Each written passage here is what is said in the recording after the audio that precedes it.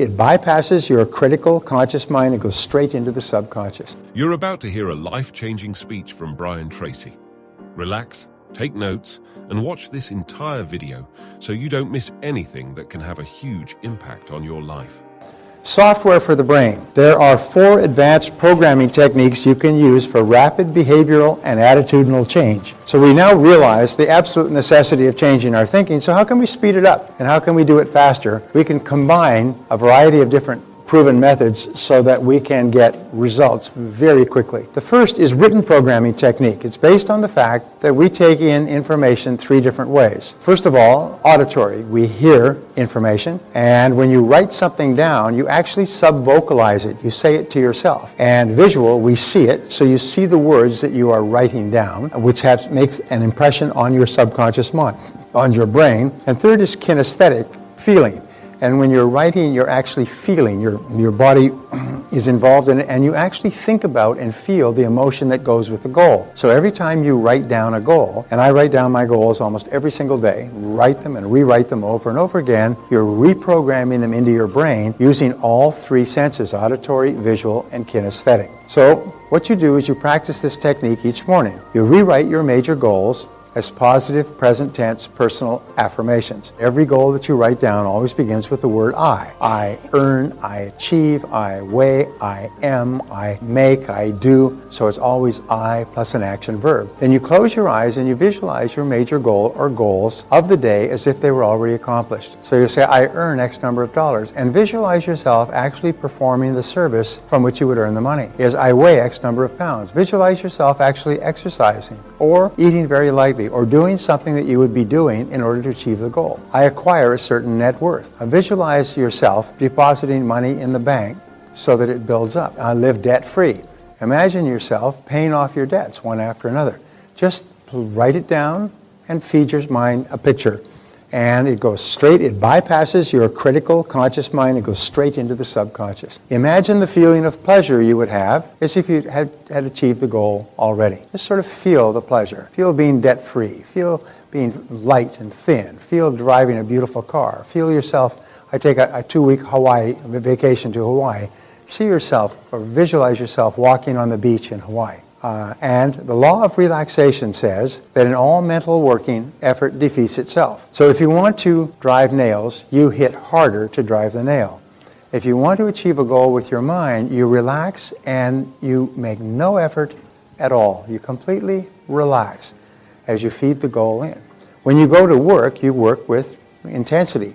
But when you're feeding the goal in, you just completely relax and just allow it almost to soak into your subconscious mind with no effort. The rule is no trying. No trying. You don't make any effort to try while you're writing, visualizing, and feeling your goal being achieved.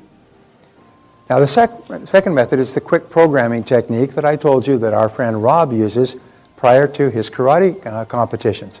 The quick programming technique is for something that's immediately coming up, like you are going into a meeting or you're about to make a sales call. It's for a single event that is happening once. And this technique is used immediately before any significant event of importance. You want to be at your very best, so what you do is take the 3 steps. 1 is visualize the perfect outcome. I have worked with salespeople and 2 groups of salespeople, and I had the same interesting feedback. One person said, I tried that method and it didn't work. The other one said, I tried the method and it worked like a darn. So what the first person did is they visualized a really good sales conversation. Positive, they were confident, the prospect was happy and confident, and it went really, really well. But it did not end with a sale. It ended with let me think it over. The second salesman went in, but he visualized the person signing the contract and giving him the signed contract with a check at the end of the sales meeting. And he walked out with a check. They had a situation between 2 of the major league teams. One was the Miami Dolphins, and I think the other was the New York Jets. I forget what it was, but they were in the Super Bowl, whenever that was, some years ago. And the Dolphins ran roughshod over the other team and won the Super Bowl. And they asked them afterwards, what happened? And they gone back and did all kinds of postmortems. They said, well, all through the season, the New York Jets were visualizing in their in their locker rooms. They were visualizing getting to the Super Bowl all season long, and they got into the Super Bowl. But all season long, and they were visualizing running onto the field in the Super Bowl as the Super Bowl contenders. The Dolphins were visualizing running off the field as the Super Bowl winners. And so the Dolphins had programmed themselves to win the game so they could run off as the victors. The Jets had programmed themselves to run onto the field as in the Super Bowl. So one had programmed it just not far enough. And that's why with the sales guys, one sales guy visualized a great sales experience. The other one visualized a close of the sale and getting the check. And I've had countless salespeople tell me it's quite amazing. It ended exactly the way they visualized it. So second of all, affirm the visualization. Instead of saying this is a wonderful sales call, saying I close this call with a happiness for everybody involved. Or I walk out of this meeting with the check in hand. Visualize yourself and the customer shaking your hand and happy and giving you the check. And then emotionalize it and release it. Feel how happy you'll be when you make that sale. Just emotionalize it and then just let it go and go in. So this is quick affirmation technique, and you do this before every non-recurring event of importance. If something comes up and it's time, you want to meet a new person in a nightclub. You just visualize, affirm, and let it go and walk up. And you'll perform at your best. You'll be relaxed, you'll be comfortable, you'll be personable. It's a great way for building relationships. So software for the brain. The mental rehearsal technique. This is often called sports affirmation technique. It is used all over the world. In fact, a few years ago, they said by 2001, there will be athletes who use this method and athletes who are no longer in competition. Because all top athletes are trained in mental rehearsal. They're trained to rehearse their event over and over again. Figure skaters rehearse their event over and over again, with the added benefit that in mental rehearsal, you never fall. In mental rehearsal, you never fall. So they can do it. They play the music, and they lay down, they close their eyes, and they just listen, and they go through their entire routine in their mind over and over again. And when they skate onto the ice, the subconscious mind says, hey, I've been here. I do this perfectly, flawlessly. So the mental rehearsal technique, the process of living the experience on the inside before having it on the outside. Living the experience, getting the feeling. Before any important event, top performers recall and relive excellence. This is one of the techniques that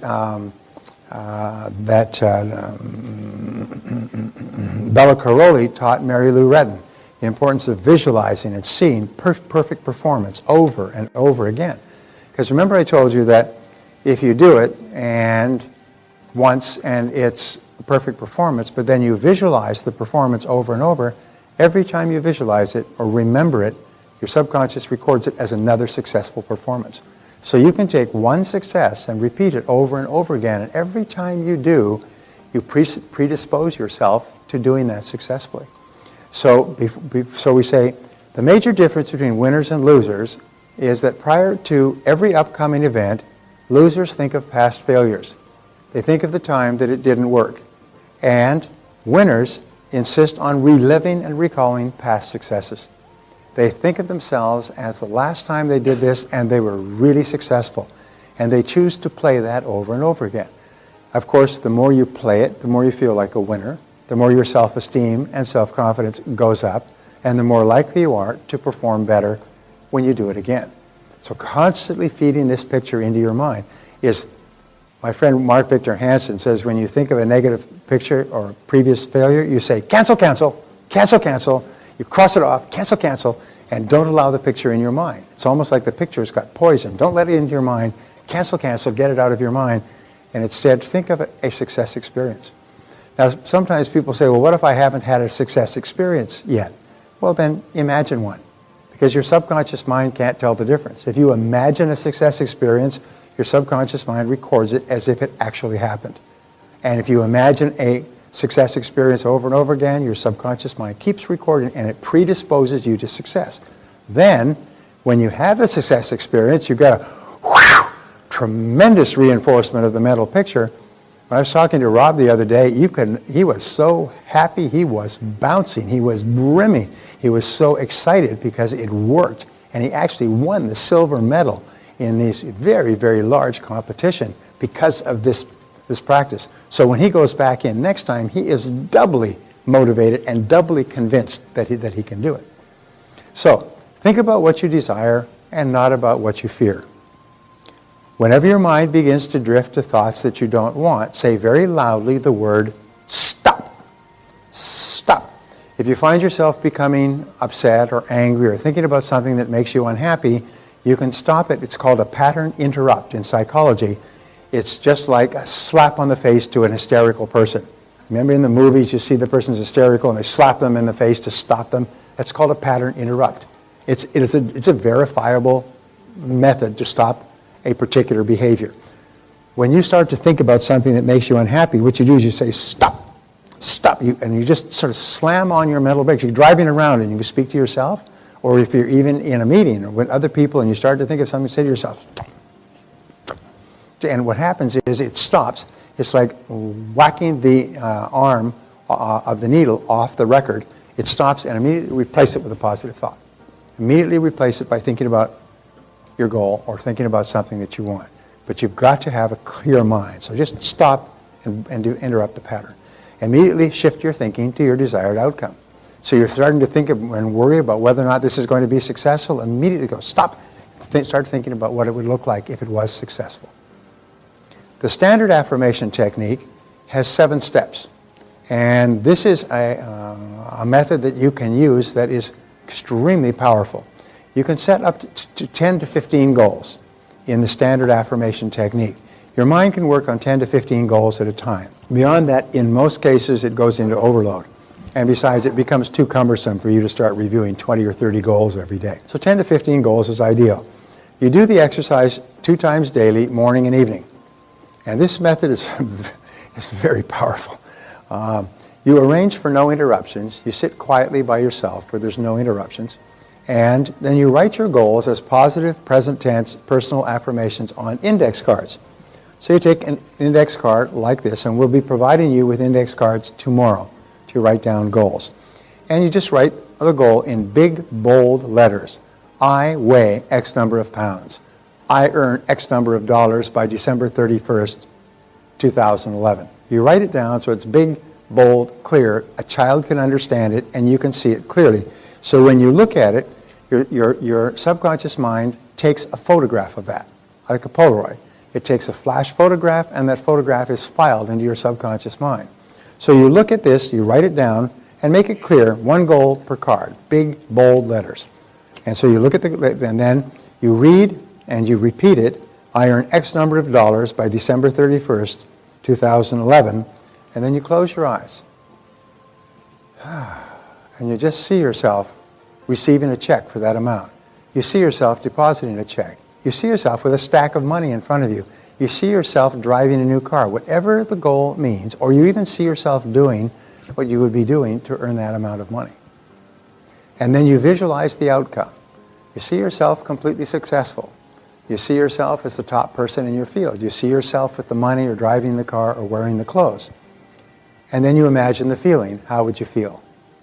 So to say again, you write it on the card, you visualize it, you close your eyes, you see yourself enjoying it, you feel, you repeat it, you visualize the outcome, and then you get the feeling that would go with it.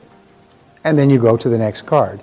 And you do this twice a day, first thing in the morning, and in the evening before you have dinner. It takes about 5 to 10 minutes to do it, and it just keeps feeding these commands into your subconscious mind until at a certain point they lock and things start to happen for you.